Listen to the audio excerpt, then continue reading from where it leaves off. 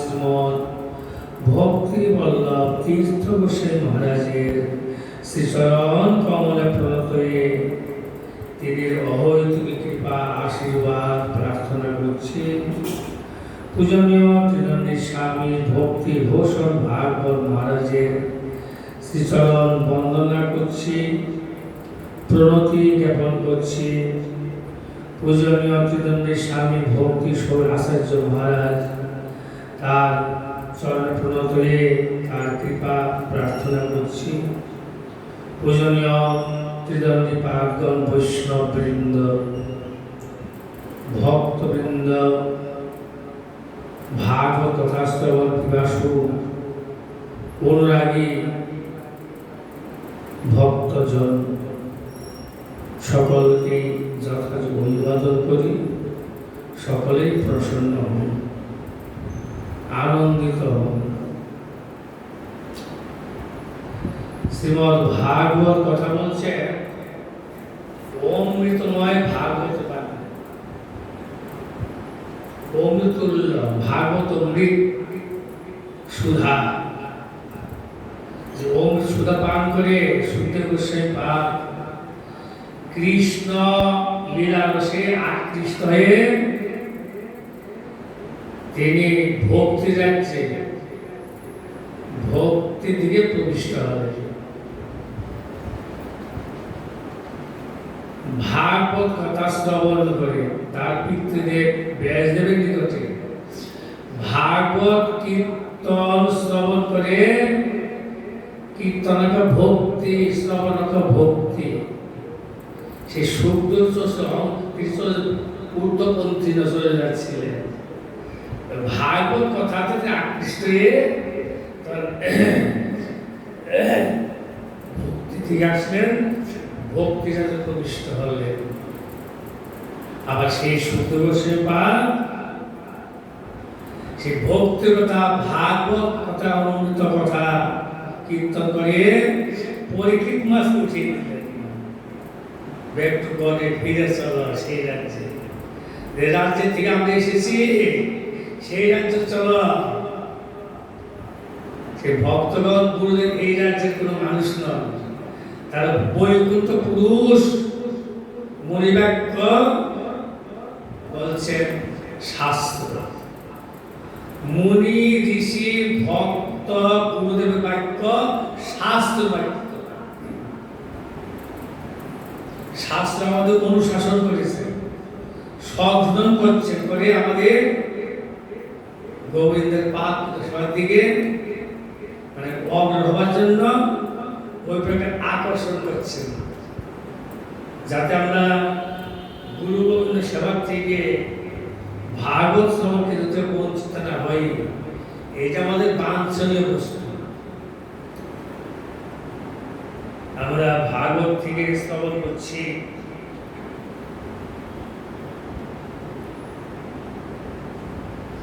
গতকাল পর্যন্ত শ্রীমদ ভাগবত সপ্তম স্কন্ধ প্রথম অধ্যায় 20 শ্লোক পর্যন্ত আমরা স্মরণ করছি। এত ধামতি মে বুদ্ধি দীপাসি রিব বায়ুনা শ্রুতে অদ্ভুততম ভগবান কি অত্র কারণ।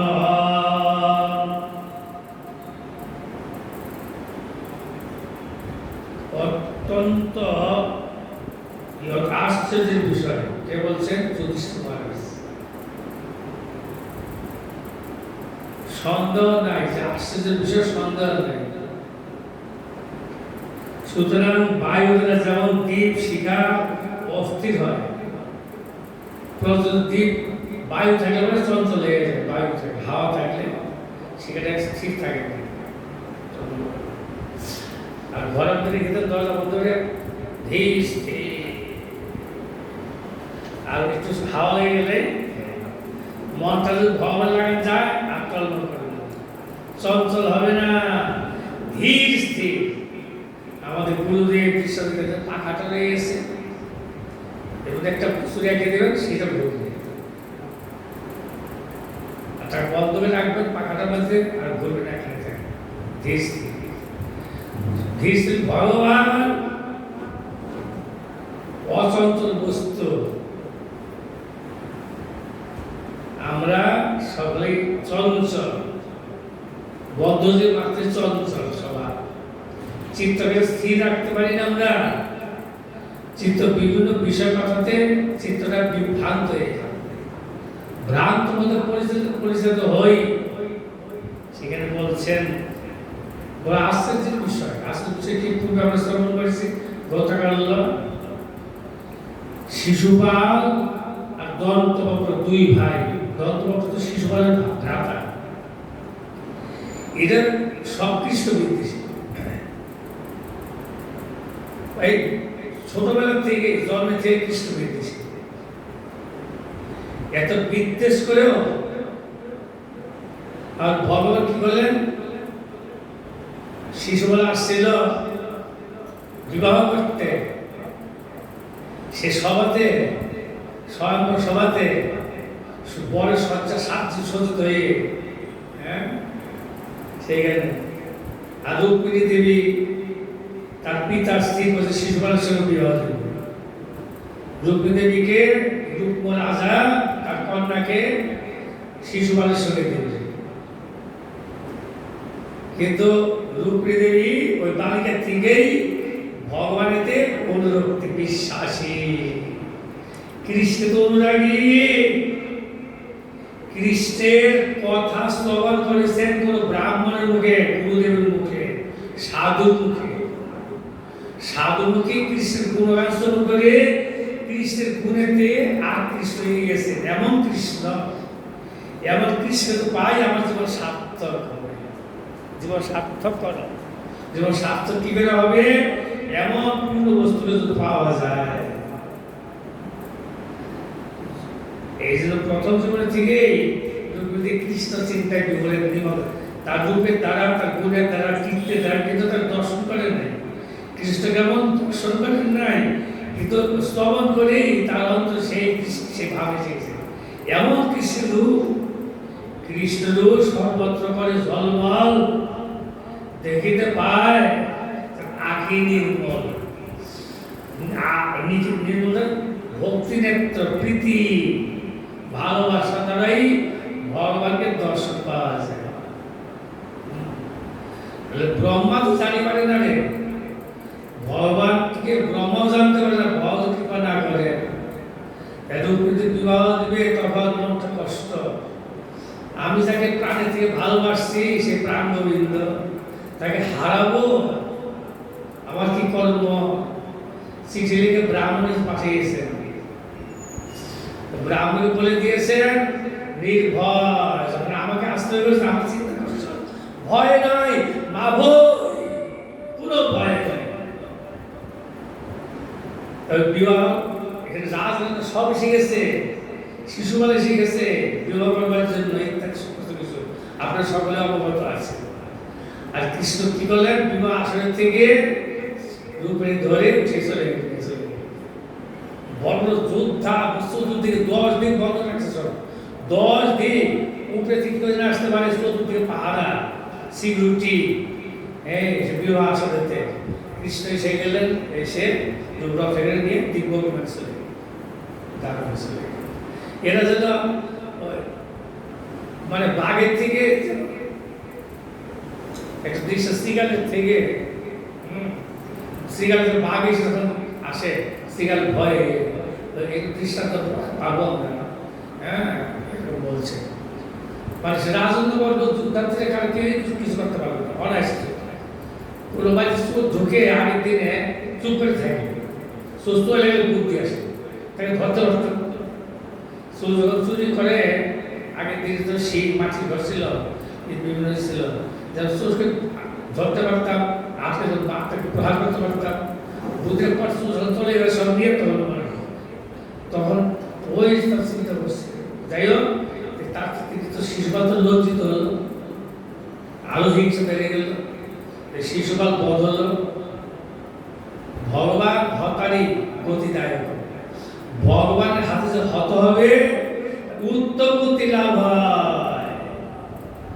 ভগবান কাকেও অকল্যাণ করেন না, আত্ম সংশোধন করে। তুমি আত্মা, দেহমান করছো তুমি, তুমি তো দেহটা নও, মন নই, এগুলো নও, তুমি আত্মা।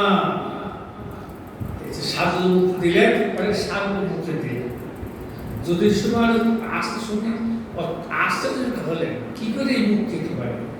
হ্যাঁ, বেদ রাজা পূর্বকালে আমরা পূর্বে শ্রবণ করেছি, এই ভগবান বিদ্বেষ করত, ভগবানের নিন্দা করত। যার জন্য ঋষিগণ মুনিগণ সাধুগণ তাকে সেই নরকে পাঠিয়ে দিয়েছে, নরকগামী হও। কোথায় ভগবানের স্তবস্তুতি করবে আর তার নিন্দা, নিন্দুকের মুখে কুষ্ঠ হয়, অনেক অসুবিধা আছে। চাপাল গোপাল কুষ্ঠ হলো না, শ্রীবাস পণ্ডিতকে নিন্দা করেছে। বৈষ্ণবের নিন্দা সহ, বৈষ্ণবকে নিন্দা করতে নাই। তার ভজন পরে সাধু ভজন করছেন, হরিনাম করছে, সদাচার গ্রহণ করে সুন্দর পবিত্র লাভ করছে, তাদের নিন্দা করতে নাই। আমরা সংসারকে নিন্দা করতে আসি নাই, হিংসা করতে আসি নাই। আমরা প্রভুর সেবা করবো, প্রভুর সেবকদের সম্মান দিব, এর ভাগবত। নিন্দায় কিবা লভ্য? ভাগবত বলছে, ভাগবত তাৎপর্য বলছে নিন্দায় কিবা লভ্য, নিন্দা কি লাভ হয়? নিন্দায় কিবা লভ্য সর্বশাস্ত্র কয়, সর্বশাস্ত্র কয় নিন্দায় কিছু লাভ নাই। নিন্দায় কিবা লভ্য সর্বশাস্ত্র কয় সকলকে সম্মান দিলে কৃষ্ণ ভক্তি হয়। এই জন্য ভাগবত ধর্ম হল সম্মান দেওয়া, তাকে সম্মান দেওয়া।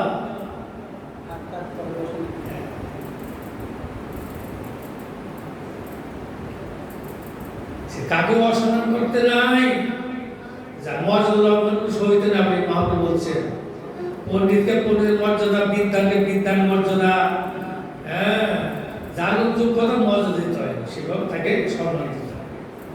যার জন্য মহাপ্রভু বলছেন ত্রিনাথ শুনছেন, ত্রিনাথ তো ছোট হয়ে যাও, তুমি বড় হয়ে যাও। আর ওইবার থেকে বড় হতে পারবে না, কিন্তু বৈমানী যারা সঙ্গে সম্বন্ধ রয়েছে, তো শিশুপাল এরা এইভাবে নিন্দা করেছে, তথাপি কি করে মুক্তি লাভ করবে? আশ্চর্য বিষয় যুধিষ্ঠির বলতেছেন, সুখদেব গোসাই বলবেন, সে বাদরায়ণু বাসহ, বাদর লিখে সুখদেব গোসাই, বৈষ্ণব বাদরায়ণ।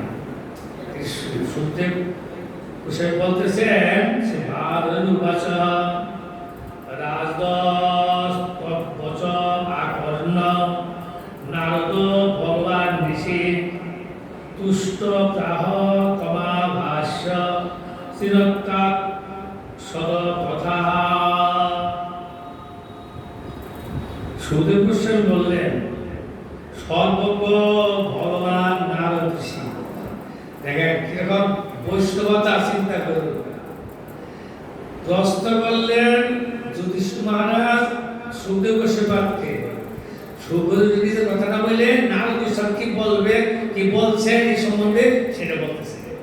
এই জন্য গুরু বৈষ্ণব শ্রবণ করে সৌত কথা, গৌরী বলল সৌত পারামর্শ, সৌত সৌত। আমি নিজে একটা কিছু তৈরি করে বলবো, বানানো শাস্ত্র বলছে, আমাদের জনানো বলছে বানানো শাস্ত্র। নারদ গোস্বামী কি বলছেন সেই কথা ব্যাস দেব, সুখদেব গোস্বামী শোনাবেন। নারদ ঋষি মহারাজ যুধিষ্ঠিরের ওই সকল বাক্য শ্রবণ করিয়া, নারদ ঋষি সেই উপস্থিত সভাতে, তখন সন্তুষ্ট চিত্তে তাকে সম্বোধন করিয়া বলিতে আরম্ভ করিলেন। এখন সুখদেব গোস্বামী বলে শোনো, ঋষির কথা শ্রবণ করে, ঋষি কি বলছে, নারদ গোস্বামী কি বলছে, শ্রেষ্ঠ নারদ ওই সকল বাক্য শ্রবণ করিয়া সহচিত্ত চিত্তকে প্রসন্ন রাখো। হ্যাঁ, অশান্তিকার চিত্ত যখন ওইভাবে বিবিধ চিন্তা হয় তখন অশান্তি। হ্যাঁ, শান্তি, চিত্তের মধ্যে শান্তি। মনটাই সুখ দেয়, দুঃখ দেয়। মনটা তো একটা সেই আনন্দের আভাসই আভাস, কিন্তু সুখ দুঃখটা হলো ওপরে মন। আত্মা আনন্দের সত্তা, আর দেহটা জড় বস্তু। মনটা হলো আনন্দের সত্তা। হ্যাঁ, আনন্দ পাওয়ার জন্য সবসময় ধাবিত হয়, কিন্তু ওই নিরানন্দ কথা শুনে হাওয়া লাগার প্রদীপটা চঞ্চল হয়ে যায়। হাওয়া লাগে যখন জগতের কথা মনটা অস্থির হয়ে যায়, কলুষিত, অপবিত্র হয়ে যায়। এই জন্য ধীর সন্তুষ্ট চিত্তে, যস্ত অসন্তুষ্ট সন্তরিত্র, দুঃখীকে দরিদ্রকে, যস্ত অসন্তুষ্ট যিনি, যার চিত্ত অপ্রসন্ন, মুখের মধ্যে কোনো ফেসটার মধ্যে কোনো আনন্দ নাই, অবস্থিত মধ্যে কি কি চিন্তা করতেছে, বিষয় রকমারি ভালো মতো চিন্তা করছে, ফেরেশতাদের সুন্দর লাগছে না কেন? সুন্দর ভগবানের চিন্তা থেকে, শাস্ত্র চিন্তা থেকে, গুরুদের চিন্তা থেকে বঞ্চিত হয়ে অন্য চিন্তা করছে। গুরুদেব কি বলছেন? শাস্ত্র যে চিন্তা না করে অন্য চিন্তা করলে মুখটা কেমন হয়ে যায়, কালো হয়ে যায়, অপ্রসন্ন চিন্তা।